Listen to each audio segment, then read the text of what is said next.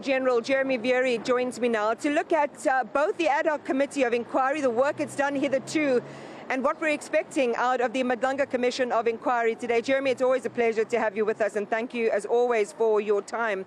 One of the things our reporter Ziyanda Ngobo pointed out there was the potential for the Commission to go further in terms of its investigations. It's an anomaly that MPs who are grilling, those they're interviewing in the ad hoc committee are saying is missing from the way that they are able to do their work, the lack of a forensic investigator. Where do you see the teeth coming from between both these two endeavors to get to accountability?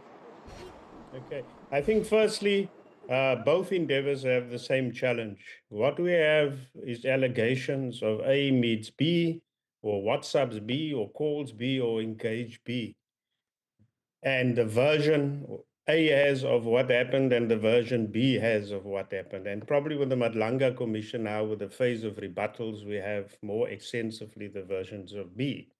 But what we do not have is an outside independent investigation proof to test the allegations of A and the allegations of B, like we would have in a normal criminal trial, where you have evidence, A says this happened to me, B did it to me, and then you have independently the police investigating, determining the veracity of different allegations, so that when it goes to a court, the court has an objective standard to determine, or an independent process, the cogency of evidence. It's strongly suggestive, and also as a fairly objectively determined standard by which to look at the probative value of such evidence beyond the allegations, beyond what A said about B.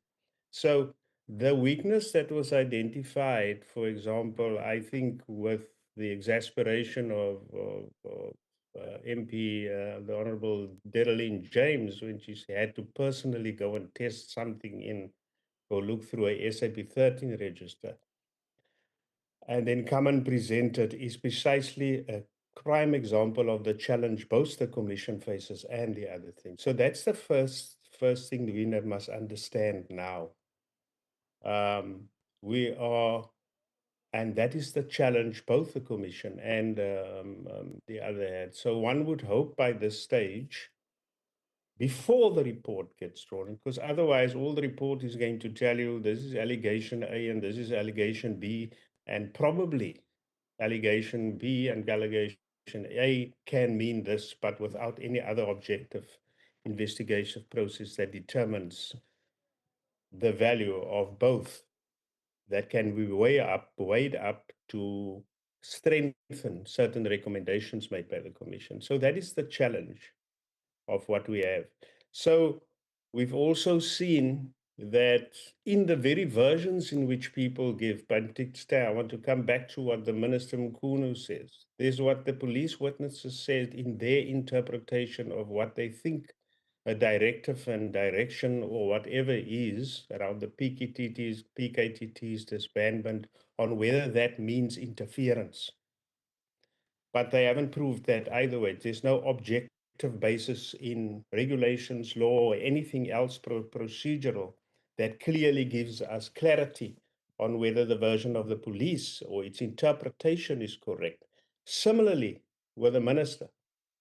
The minister speaks of 207(2) of the Constitution, brings about his understanding of what that means, and says, I did not interfere. Between those two versions, something needs to be investigated now to determine whether or not there's an objective measure against which we could test both versions to decide whose is probably correct. We've dwelled into the same problem we're going to face, like in Parliament, that we faced that we're going to face with rebuttals. People have different interpretations of the meanings of immediately, comrades, friends, associates, and all kind of other concepts that they probably understand in their own unique way. But if you want to test these things from the Commission, you must go determine what objective standard you're going to use. Whether you're going to bring in lexical experts or social linguistic experts to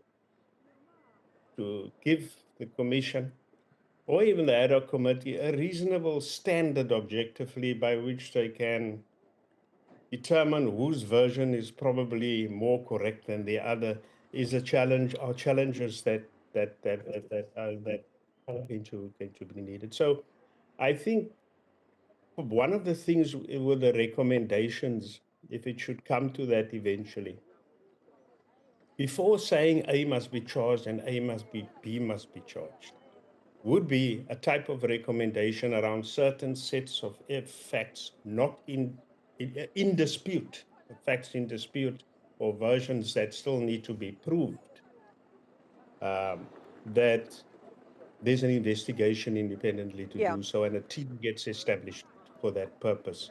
But on its own, version, Let me come in there, gone. Jeremy. Let me just come in there quickly if I can. All right.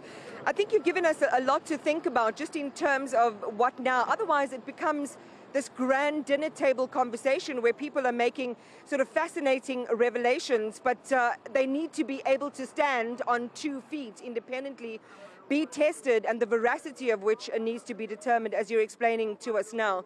Because based on the testimony, for example, just last week at the Kgoshi Mampuru II Correctional Facility, Vusimuzi Kat Matlala told his own version of events insofar as former Police Minister Becky Cele was concerned and the exchange of monies. One of the concerns there was, well, where's the forensic evidence to back up what he says insofar as the handing over of eye-watering sums of cash, 2 denominations, 300K and 200K respectively, in Black Willie's bags.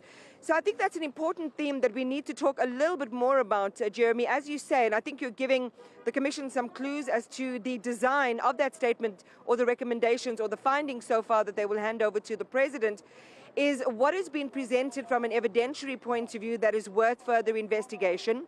My understanding is their terms of reference do empower them to do that, to call for certain aspects of that testimony to be further investigated.